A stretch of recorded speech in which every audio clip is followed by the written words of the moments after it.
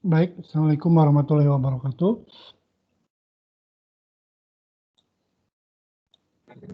Waalaikumsalam warahmatullahi wabarakatuh. Oke, ya. Mari kita mulai perkuliahan Johor Literasi yang pertemuan ke-15 hari ini dengan ucapan basmalah bersama-sama seperti biasa dan membaca doa mencari ilmu seperti biasa ya. Bismillahirrahmanirrahim. Raditu billahi robba wa bil islami dina wa bi Muhammadin nabiyya wa rasulah rabbi jidni ilma warzuqni fahma amin. Hari ini udah pertemuan ke-15 atau mungkin terakhir ya, karena minggu depan itu sudah ke-16 ya, berarti selesai ya. 16 itu dengan uji kom dan sebagainya. Kalau uji komnya tidak ada ya berarti evaluasi perkuliahan saja. Oke, hari ini seperti biasa akan kita selesaikan dengan presentasi dari kelompok terakhir tentang artificial intelligence ya, atau robot buatan atau otak buatan dan sebagainya. Nanti kita akan lihat. Yang presentasi hari ini adalah Hachanisang dan dia ya. Dia sang udah siap ya? Udah bisa share filenya belum? Jadi saya ingatkan kembali untuk tugas akhir perkuliahan, literasi dan harus dikumpulkan tanggal 12 ya biar nilainya segera bisa diproses. Kita lihat dulu di Izin Sensei, itu ya, yang di mulai kelas nggak bisa dibuka Sensei yang mana? tugas akhir, iya. Kenapa ya nggak bisa dibuka ya? Kurang Coba tahu saya cek Sensei. dulu. Ya. Mungkin settingannya ya. Ntar saya coba dulu. Jadi tugasnya hanya membuat resume kan, resume perkuliahan untuk kelas B yang berarti yang nggak bisa untuk kelas B. Oke, untuk kelas B mungkin. Iya Sensei. Oke, kayaknya settingannya ini. Jadi tanggal 12 Januari ya, 12 Januari kita kumpulkan semua. Memang ini scrollingnya agak panjang ya, perkuliahan ini. Pertemuan ke 16 harusnya. Coba saya cek dulu settingannya mungkin.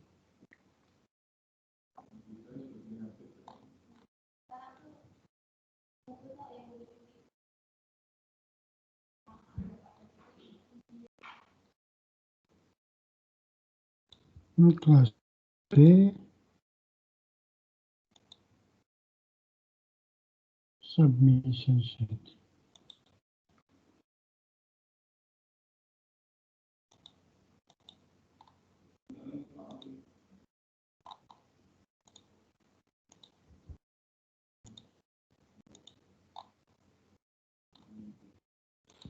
Coba di akses lagi, barangkali tadi mungkin settingannya kurang pas.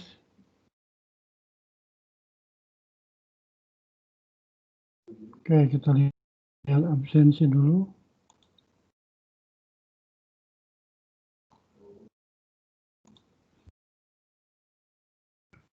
Hacani udah hadir belum? Belum ya? Kelvin sudah hadir? Dia? Saya hadir, Sensei. Siapa itu? Hacani. Saya hadir, Sensei. Oke, belum hadir, belum absen. Oke, silakan Iya, absensi dulu di my class ya. Wayan di kelas ada? Hadir. Aryo ini selalu saya yang absenkan ya. Tolong absensi di my class sendiri ya. Karena ini absensi itu kalau my class otomatis sama KRS. Jadi nanti kalau tidak absen di my class, nanti KRS-nya ketahuan Anda tidak masuk gitu ya. Oke, hari ini akan presentasi. Silahkan Mbak Dea sama Chani share filenya di sini. Bisa tidak? Sensei, mohon maaf, nggak Ya. bisa share. Oke. Kalau gitu saya share. Silakan presentasi ya. Oke. Iya, Sensei. Bentar, saya share dulu.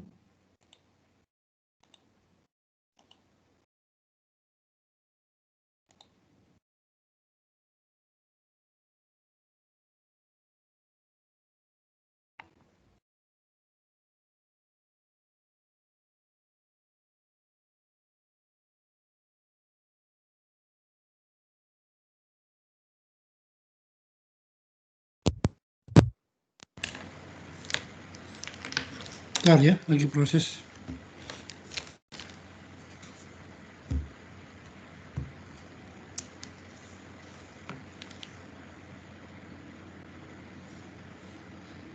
Udah kelihatan belum? Sudah, Sensei. Sudah, Sensei. Silakan mulai aja presentasinya. Sama siapa dulu ya? Kalau bisa on cam ya. Kalau presentasi itu adabnya itu on cam. Nah, silahkan. Nah, proses dulu ya.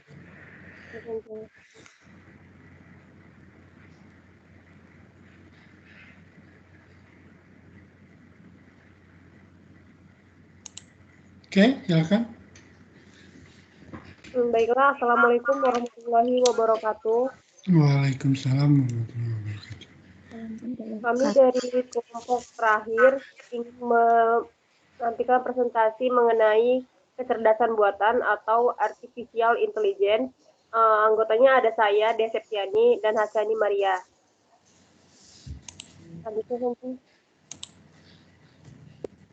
Yang akan kami bahas pada pertemuan kali ini yaitu yang pertama pengertian AI, yang kedua dampak positifnya, yang ketiga dampak negatif, dan yang keempat penerapan AI.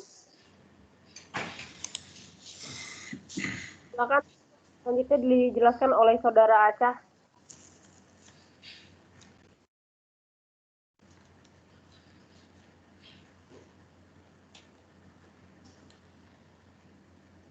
Oke, pengertiannya adalah kecerdasan buatan atau artificial intelligence merupakan salah satu bagian dari ilmu pengetahuan komputer yang membuat agar mesin komputer dapat melakukan pekerjaan seperti dan sebaiknya yang dilakukan manusia.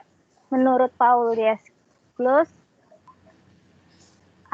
AI adalah ilmu yang mempelajari bagaimana membuat suatu mesin seolah-olah memiliki kecerdasan dalam memecahkan suatu masalah yang diberikan kepadanya.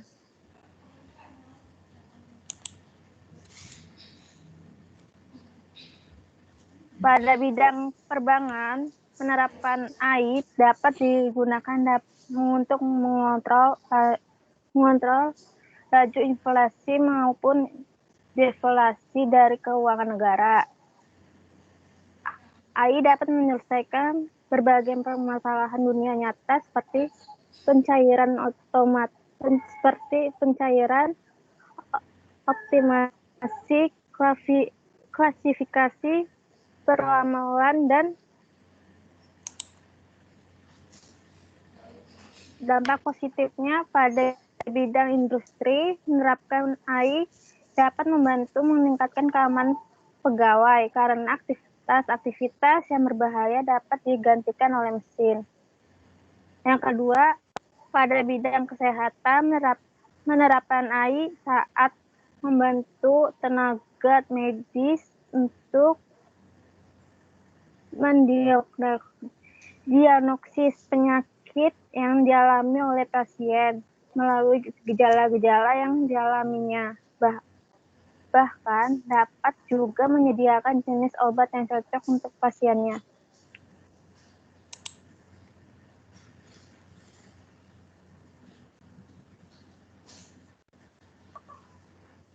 Selanjutnya yaitu dampak negatif. Dengan adanya AI, semua pekerjaan manusia dapat digantikan. Dengan adanya hal itu dapat menambah jumlah pengangguran. manusia akan menjadi malas dan dalam melakukan sesuatu karena banyak pekerjaannya sudah digantikan oleh AI. Lalu adanya spam email. Lalu untuk para ilmuwan yang terlalu terobsesi dengan AI dapat menyebabkan stres atau bahkan gila karena khayalan yang terlalu tinggi untuk membuat suatu produk AI yang menyamai kecerdasan manusia. Penerapan AI. Yang pertama, filter email di Gmail. Google menggunakan AI untuk mengorganisir email yang masuk ke akun Gmail. Sistem AI dapat menganalisis email yang diterima dan mengelolanya ke dalam beberapa kategori. Sistem filter ini memudahkan penggunanya untuk menemukan email yang diperlukan secara cepat.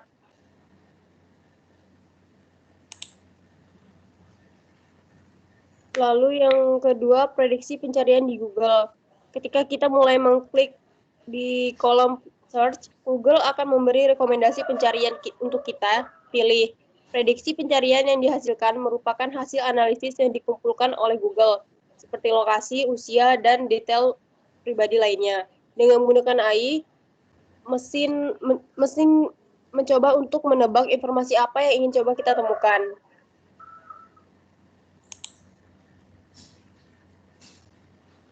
Lalu penggunaan AI dalam media sosial. Yang pertama, LinkedIn.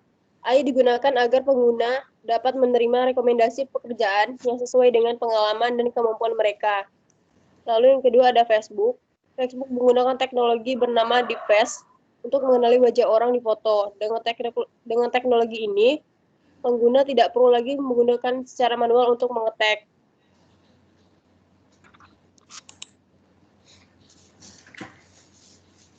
Lalu selanjutnya ada ayat Al-Quran yang menjelaskan mengenai terkait perkembangan teknologi, yaitu surat Ar-Rahman ayat 33, yang terjemahannya, hai jemaah jin dan manusia, jika kamu sanggup menembus atau melintasi penjuru langit dan bumi, maka lintasilah. Kamu tidak dapat menembusnya melainkan dengan kekuatan.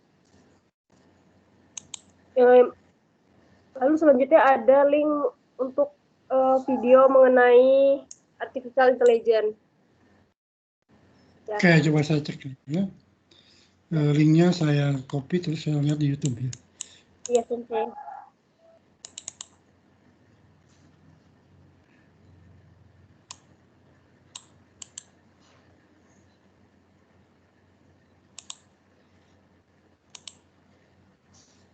Bentar.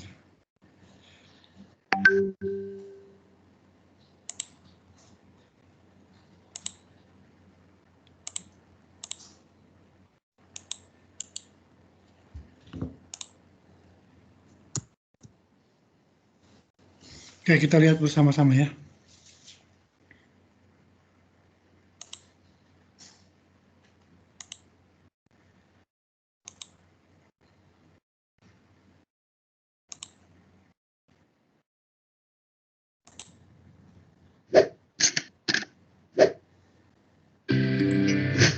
Halo sahabat sains seru. Karena perkembangan teknologi sains yang sangat pesat dan luas dalam beberapa dekade terakhir, perkembangan peradaban mengalami perubahan drastis seperti sekarang. Perubahan terasa sangat cepat. Mungkin bagi yang udah lumayan berumur, masih ingat waktu kita masih pakai HP Nokia jadul yang ngetiknya aja ribet banget. Sekarang udah digantikan sama smartphone yang super cerdas. Kehidupan kita saat ini bergantung dan berhubungan dengan mesin, mulai dari mobil untuk transportasi, smartphone untuk komunikasi, bahkan jam untuk mengingat waktu pun adalah mesin. Karena dekatnya kehidupan kita dengan mesin, mulai muncul pertanyaan menarik dari ilmuwan. Apakah mesin-mesin ini dapat berpikir seperti manusia? Apakah mesin juga dapat belajar seperti kita? Nah, pertanyaan inilah yang memulai sebuah terobosan baru yang disebut Artificial Intelligence atau disingkat AI, yang dalam bahasa Indonesianya merupakan kecerdasan buatan. Artificial Intelligence didefinisikan sebagai kemampuan suatu sistem untuk menafsirkan data eksternal dengan benar, belajar dari data tersebut, dan menggunakan pembelajaran untuk mencapai tugas dengan adaptasi yang fleksibel. Jadi AI ini kalau diibaratkan adalah robot yang dapat belajar dan terus berkembang menjadi lebih baik seperti halnya manusia. Sejarah dari pembuatan AI dimulai pada abad 17 dan riset-risetnya mulai berkembang sekitar tahun 1950-an. Kemudian pada tahun 1960, Departemen Pertahanan Amerika Serikat membuat komputer yang dapat menirukan penalaran manusia dan menggunakannya untuk menyelesaikan proyek pemetaan jalan. Sistem AI biasanya akan menunjukkan setidaknya beberapa perilaku terkait kecerdasan manusia, di antaranya perencanaan, pembelajaran, penalaran, pemecahan masalah, representasi, persepsi, gerak, dan manipulasi. Teknologi ini dapat diterapkan ke berbagai sektor dan industri. Contohnya dalam bidang kesehatan, digunakan untuk pemberian dosis obat dan prosedur operasi pada pasien dengan penyakit tertentu. AI juga diaplikasikan dalam bidang perbankan untuk mendeteksi aktivitas kartu debit atau transaksi yang mencurigakan sehingga dapat membantu menemukan kriminal ekonomi. Salah satu contoh menarik dari perkembangan teknologi adalah AlphaGo oleh Google DeepMind, yaitu AI yang dibuat untuk mempelajari sistem permainan catur Cina atau Go. Kenapa permainan ini yang dipilih? Karena permainan ini adalah yang paling rumit yang dimainkan manusia. Awalnya AlphaGo diberikan data dari 100.000 permainan Go untuk dipelajari. Kemudian ia akan main Go bersama dirinya sendiri, dan setiap kala dia akan belajar dari pengalaman untuk diterapkan pada game selanjutnya. Dia telah menyelesaikan jutaan game dengan dirinya sendiri hingga akhirnya siap melawan manusia. Pada tahun 2016, AlphaGo bertanding melawan seorang master duku dunia dengan 18 titel juara, Lee Sedol. Semua orang termasuk pembuatnya dibuat terkejut dengan hasil pertandingan tersebut. AlphaGo berhasil memenangkan pertandingan dengan skor 4-1. Padahal diperkirakan untuk mencapai level superhuman, AlphaGo ini masih membutuhkan waktu 1 dekade lagi. Namun di luar perkiraan, bisa mengalahkan master hanya dalam waktu belajar yang singkat. Jadi kebayang dong, kalau AI ini terus berkembang, bisa gimana nantinya? Ada banyak pro dan kontra dari perkembangan AI di dunia. Banyak ahli yang setuju karena manfaat yang dapat kita terima bakalan luar biasa kalau berhasil. Tapi banyak juga yang tidak setuju karena bahaya atau resikonya terlalu besar. Misalnya nanti AI dikuasai oleh orang-orang dengan hati jahat, maka seluruh dunia bisa terancam, atau bahkan ada yang mengasumsikan AI yang dapat berpikir sendiri ini bisa saja nanti memusnahkan manusia seperti yang terjadi di film-film fiksi Hollywood. Namun, tentu saja perkembangan AI yang sudah ada ini tidak semengerikan yang kita bayangkan. Masih ada banyak batasan yang dihadapi seperti batasan memori, lambatnya proses belajar, dan error dalam pengkodean. Karena itu saat ini AI kebanyakan hanya bisa dipakai dalam satu bidang, untuk satu tugas tertentu. Misalnya self-driving cars atau mobil yang bisa mengemudi secara otomatis yang dikembangkan oleh Tesla. Atau AI mesin pencarian yang digunakan oleh Google atau lain-lain. Nah, itu dia video kali ini tentang apa itu artificial intelligence atau kecerdasan buatan. Apakah menarik dan bermanfaat menurut kalian? Jangan lupa tinggalkan pendapatnya di kolom komentar. Terima kasih buat yang udah nonton sampai habis. Kami juga punya nih beberapa rekomendasi video menarik untuk kalian semua. Daripada nggak tahu mau ngapain, yuk langsung aja ditonton salah satunya. Pilih aja dari list yang udah kami tampilkan di layar monitor. Sampai jumpa di video berikutnya. Stay safe and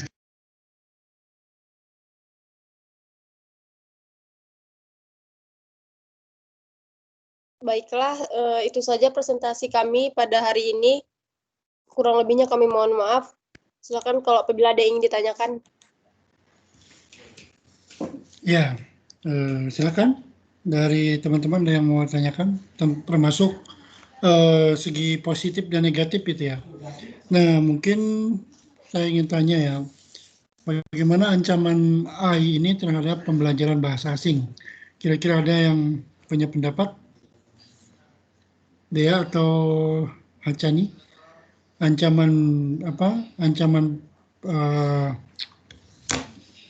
produk AI atau aplikasi AI ini terhadap pembelajaran bahasa asing atau terhadap penggunaan bahasa ya, terutama bahasa Jepang, bahasa Inggris dan sebagainya. Coba kira-kira ada pendapat tidak? Saya Sensei mau coba jawab. Ya, Kalau menurut saya, tentunya pasti ada ancaman Sensei, seperti yang sudah dijelaskan tadi. Kalau AI sudah melebihi kecerdasannya sudah melebihi batas gitu Sensei.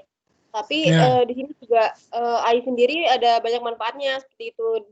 Di balik dari ancamannya itu dia punya banyak manfaatnya juga. Tapi kalau ditanya ancamannya, sepertinya memang ada karena AI ini kan dia terus berkembang. Dia selalu belajar dari kesalahan gitu. Jadi nanti manusia yang menggunakan AI ini menjadi malas gitu untuk belajar. Dia lebih mengandalkan si AI. Nah, jadi yang lebih pintar si AI-nya ketimbang manusianya, seperti itu Sensei. Kalau menurut saya tadi setelah saya pelajari mengenai AI yang sifatnya terus berkembang dan belajar. Oke. Ada yang lain yang mau menambahkan?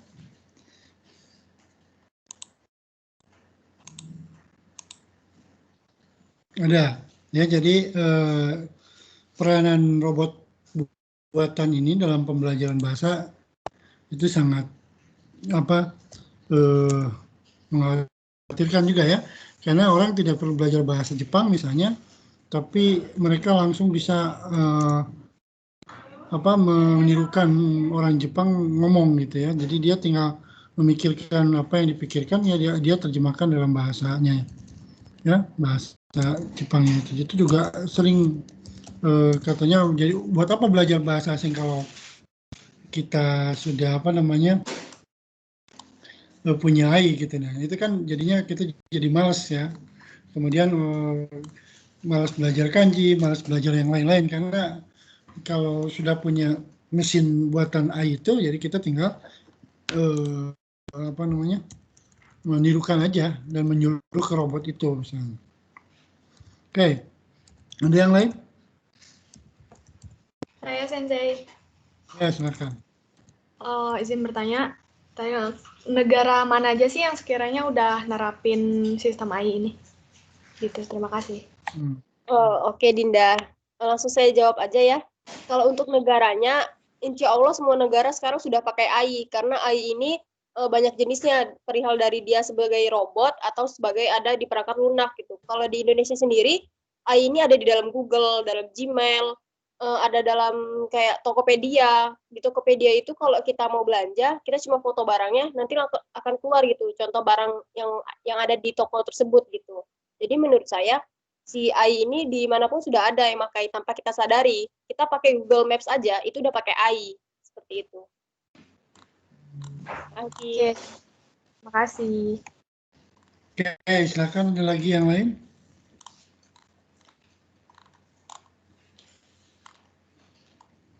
Nah, dampak negatifnya tadi sudah ya, seperti manusia menjadi malas, itu tinggal ya mager ya istilahnya itu. Kemudian dia tidak mikir-mikir lagi, tidak mikir berat-berat lagi gitu manusia itu ya. Jadi nanti tinggal ngomong aja, kan ada robot AI, tinggal robot AI ya yang bergerak itu seperti itu. Nah, tapi dalam praktik sehari-hari sepertinya AI ini adalah sangat berbahaya bagi keamanan manusia ya, termasuk misalnya keamanan data kita ya. Jadi kalau kita mencari sesuatu di Facebook, Instagram dan sebagainya, itu pikiran kita itu dibawa sesuai dengan apa yang kita pikirkan. Jadi kalau kita misalnya mencari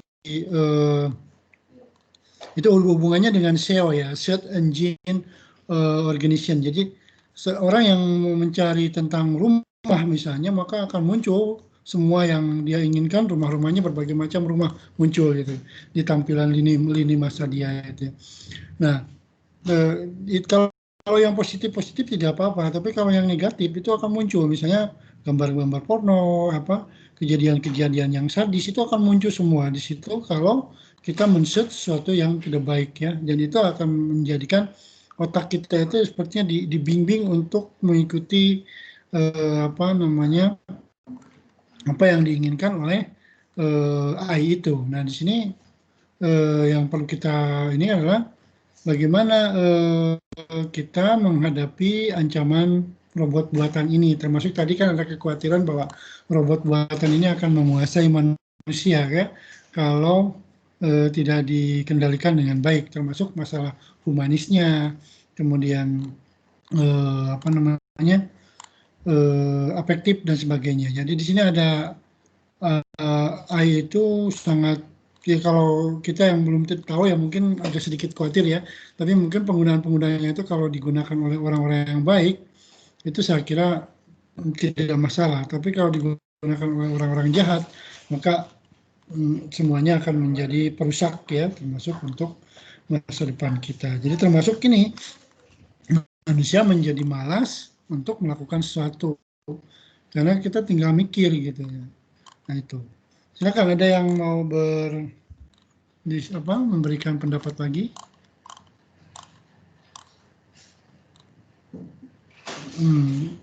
Robot AI ini sering muncul sebagai sosok wanita yang ditampilkan ya, robot AI ini ya. Oke, silakan. Ada lagi yang lain? Oke, kalau tidak, silakan ditutup aja sama dia. Nanti saya akan sampaikan tambahannya. Baik, sekian presentasi kami pada hari ini. Kurang dan lebihnya kami mohon maaf. Wabillahi taufiq wal hidayah. Wassalamualaikum warahmatullahi wabarakatuh. Waalaikumsalam. Terima kasih. Oke, demikian presentasi dari kelompok ini.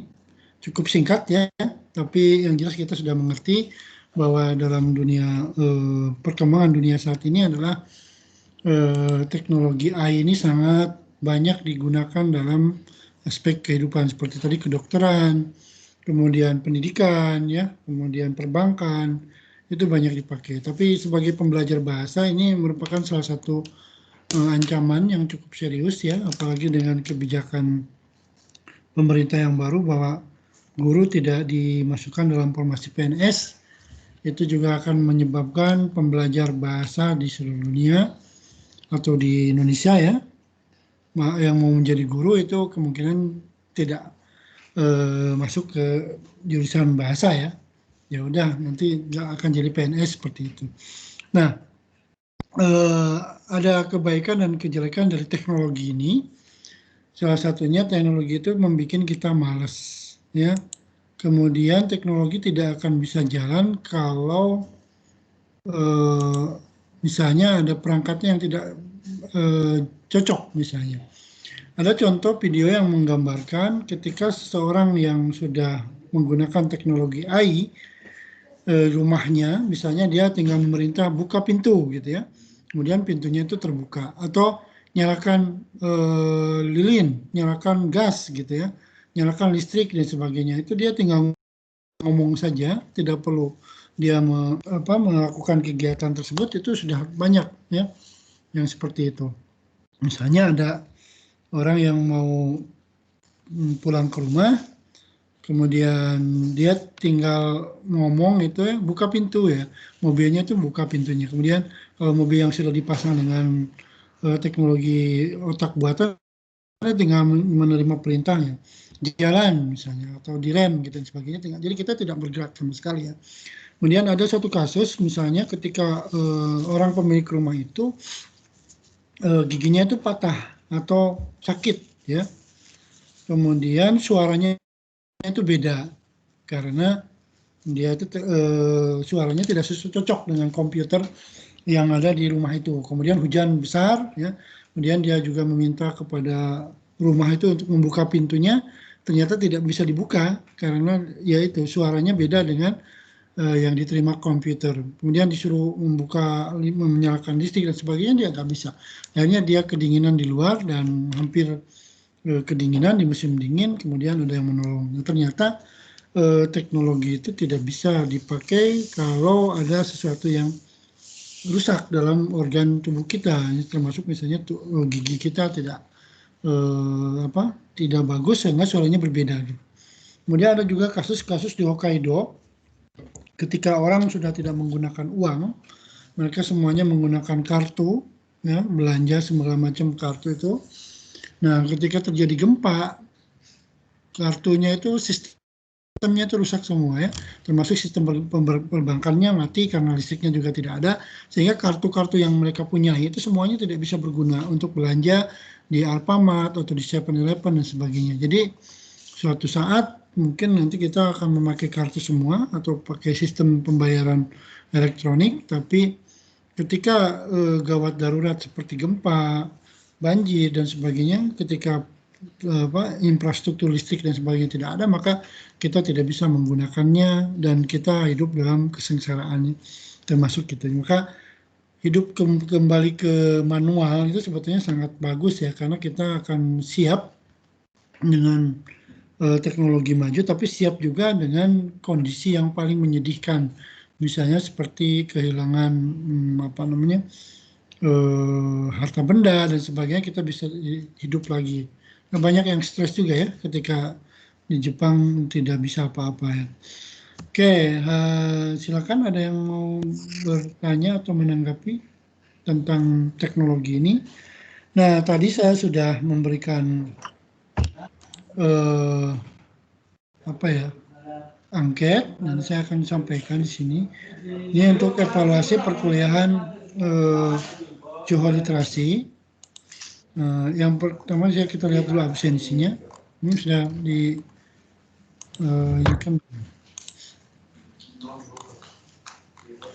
Nah, nanti untuk kedepannya tolong presentasi mandiri ini perlu ya. Hari yoga ini kok belum berpresentasi terus ya. Nanti ditulis saya tidak presentasi, repot nanti ya. Hadir ya. Terus Hacani juga ini. Untuk perkuliahan semester depan tolong absensi di my class ini diperhatikan sama ya. Jangan sampai Anda tidak absen karena tidak mengakses my class. Semuanya sudah hadir hari ini.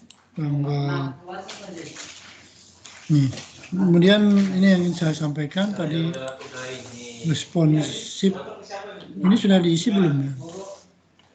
Survei perkuliahan online ini. Teman-teman sudah pada ngisi belum? Saya sudah, Sen. Yang belum ngisi tolong diisi ya. Ini baru ada 16 orang yang mengisi. Kelas B udah 75%, kelas A baru 25%. Tolong diisi teman-teman, silakan, ada waktu, saya kasih waktu untuk mengisinya. 75% itu berarti baru 12 orang ya dari berapa ini? 22 orang ya, masih 50% sebetulnya, karena peserta perkuliahannya ada 25 orang. Tolong diisi ya. Oke. Kemudian untuk evaluasi setelah perkuliahan ini selesai, tadi sudah saya sampaikan melalui angket, tapi mungkin ada beberapa yang perlu kita bicarakan, termasuk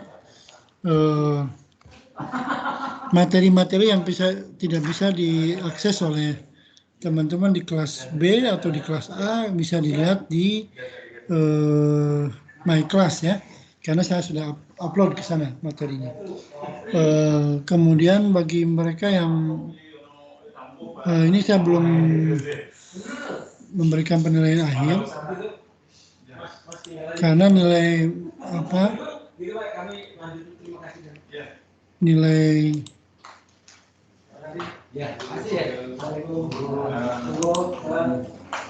tugas akhir belum masuk ya, jadi Anda tinggal menunggu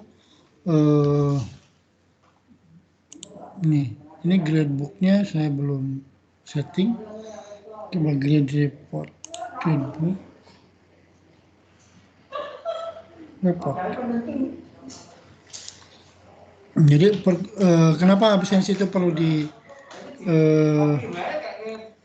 dimasukkan, karena di sini ada absensi, itu ada otomatis sudah masuk ke dalam penilaian. Jadi kalau tidak dimasukin, kalau Anda tidak absen, maka Anda tidak terrekap ya absensinya. Di sini kalau ingin dapat nilai ya harus absen. Nah, ketika dilihat di grade report ini belum muncul ya. Grade report, maka akan muncul nilai-nilai mata kuliah. Ini forum belum saya isi ya, tugas presentasi juga belum saya isi. Ada ya, nanti saya isi. Kemudian tugas akhir juga belum saya isi. Jadi nanti mungkin sekitar tanggal 12 atau 13 ya. Tapi kalau nilai absensi itu udah masuk di sini semuanya. Sehingga baru nilainya itu nanti belum bisa dilihat pada akhir perkuliahan semester depan. Jadi di sini masih mentah ya, belum diisi dengan nilai tugas akhir dan soft skillnya. Nah, nanti Anda tinggal mengakses ini untuk nilai akhir setelah saya isi untuk nilai tugas akhir, forum, dan soft skill serta kuis ya, tugas akhir, kuis, forum. Sini belum saya masukkan. Ya, 2 minggu lagi lah. 2 minggu lagi nilainya akan muncul. Oke, itu penjelasan dari penilaian mata kuliah ini. Secara umum, mata kuliah ini sudah selesai sesuai dengan jadwal. Ya. Jadi Anda tidak perlu ada uji kom, karena sudah presentasi juga sudah masuk dalam penilaian. Silakan ada saran atau masukan untuk perkuliahan ini. Materinya memang terlalu banyak ya, materi dari ini, tapi saya kira untuk penanaman soft skill dan hard skill mahasiswa ini cukup bagus. Silakan, ada yang mau berpendapat lagi? Masih ada waktu.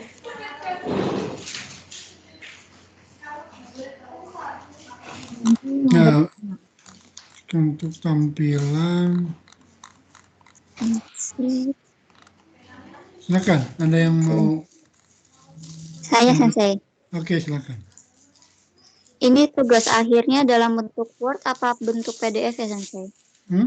Bentuk PDF aja, Tugas. ya tidak bisa di ini sama yang lain ya, PDF saja. Kan di sini kan, ini baru masuk berapa orang coba? PDF aja ya. Kalau perlu pakai masih Pak. Kalau cover gitu ya, pakai cover biar kelihatan ini punya siapa ya. Kemudian kan ini individu kan nilai tugas. Ini tugas ini. Udah bisa belum tadi Dida ke sini akses? Sudah sih, sudah bisa. Oke, berarti tadi settingannya ya. Settingannya. Jadi tugas akhirnya adalah membuat resume perkuliahan tentang apa yang sudah dipelajari dari materi ini dan buku teks Johor Literasi bab 1 sampai bab 12 dari materi yang sudah dipresentasikan oleh teman-teman. Nanti dari upload tanggal 12. Di sini ada 48 itu 2 kelas ya. Jadi nanti kalau misalnya kelas B, ini belum pada masuk juga, dicicil aja dari sekarang ya, biar mudah. Atau kita tambah perpendek waktunya. Gak apa-apa 12 channel atau mau secepatnya? Biar nilainya cepat keluar. Ya, kalau misalnya dipercepat ini tanggal berapa ya? Sekarang tanggal 5. Sekarang tanggal 5. Kan belum punya kalender baru ya? Oke. Ya udah tanggal 12 aja ya. Nanti 12 itu hari perkuliahan kayak sekarang. Nanti saya cek tugasnya sekaligus udah masuk atau belum. Jadi di sini masih belum. Mungkin jamnya aja ya yang kita jangan jam 20 ya. Jam 12 saja ya. Ini jam 20 itu kelamaan, nanti saya kemalaman memeriksanya ya. Setting, kemudian grade. Oke, jadi tolong tanggal 12 Januari jam 12 siang itu semuanya sudah diupload. Settingnya saya rubah dulu.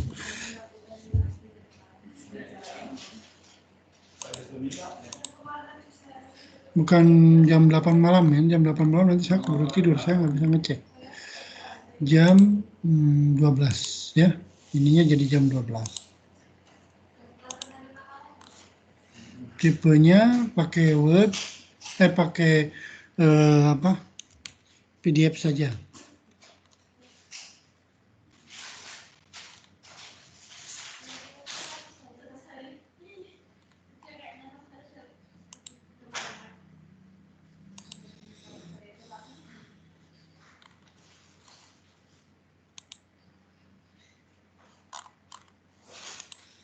Oke, silakan kalau gitu ya.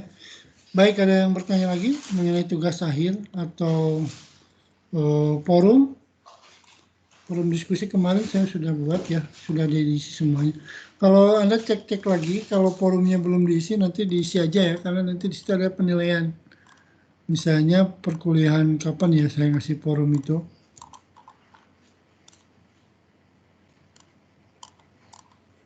Pokoknya nanti pas saya cek ternyata oh ini belum diisi forumnya, Anda belum memberikan pendapat. Forumnya belum ada ya. Nih, ini forum.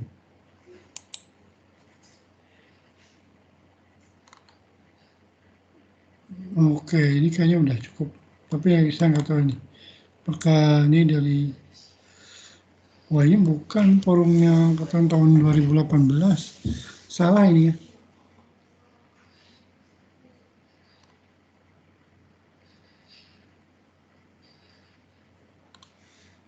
Saya hapus dulu ya, yang ini. Ini bukan angkatan 2019 forumnya. Forumnya yang...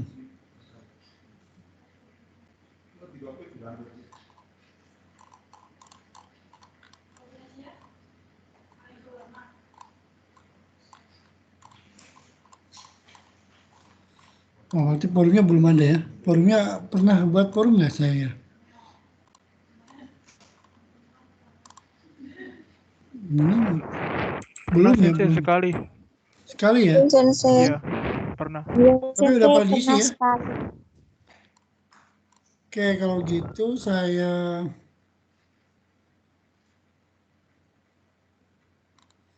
Ini mahasiswa manusia pendapat dan opini tentang penggunaan media sosial. Oh, tapi tadi isinya 2018 ya. Ya udah kalau gitu forumnya baru sekali ya. Tidak apa-apa, nanti saya tambahkan forum di sini. Anda isi aja ya di bagian sini pertemuan ke-15.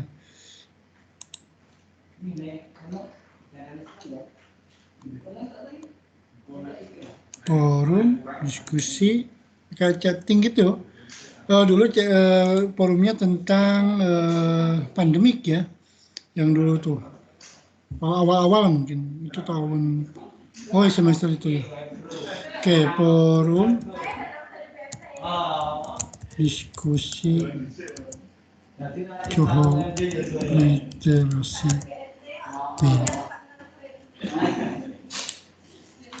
silahkan tuliskan pendapat Anda tentang penggunaan media sosial.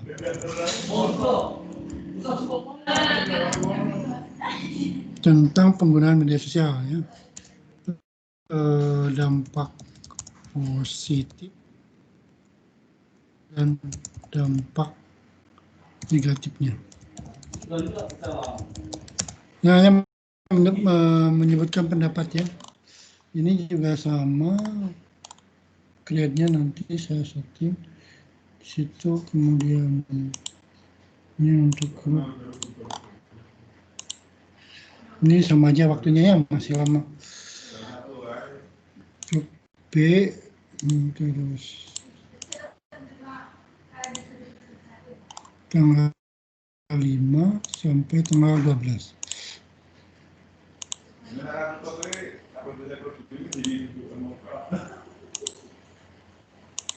Cuman menuliskan pendapat ya di sini.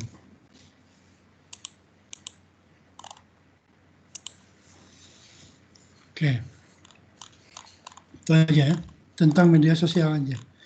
Media sosial dan dampak positif dan negatif. Menurut Anda silakan ditulis.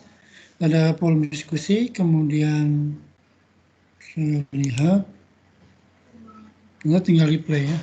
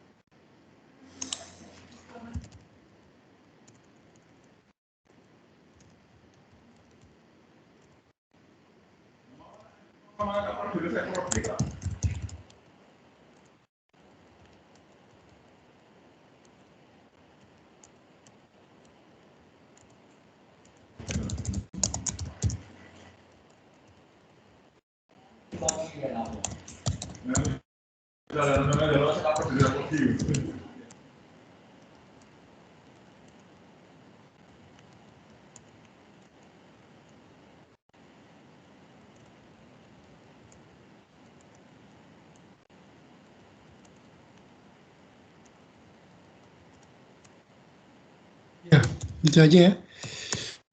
Cuma segini ya. Silakan nanti Anda replay jawabannya ke sini ya. Mudah-mudahan bisa dampak positif dan negatifnya.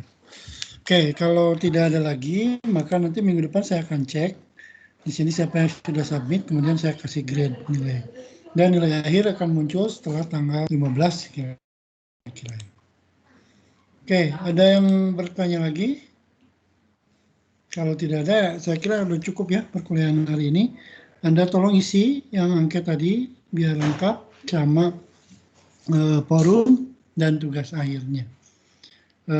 Oke, kalau tidak ada, mari kita tutup perkuliahan ini lebih cepat ya dari jadwal supaya Anda bisa mengerjakan pekerjaan yang lain. Ya, selalu jaga kesehatan, jaga jarak dan selalu memakai masker kalau ketika berkerumun. Oke, gitu aja ya. Terima kasih. Assalamualaikum warahmatullahi wabarakatuh. Waalaikumsalam warahmatullahi wabarakatuh. Ada pertanyaan lagi? wabarakatuh. Nggak ada yang bertanya lagi? Nggak ada ya? Oke, silakan dilanjutkan aktivitasnya. Selamat belajar lagi.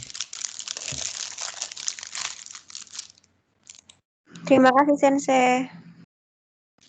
Terima kasih, Sensei. Oke, ya gambar Terima kasih, selesai. Sensei. Iya.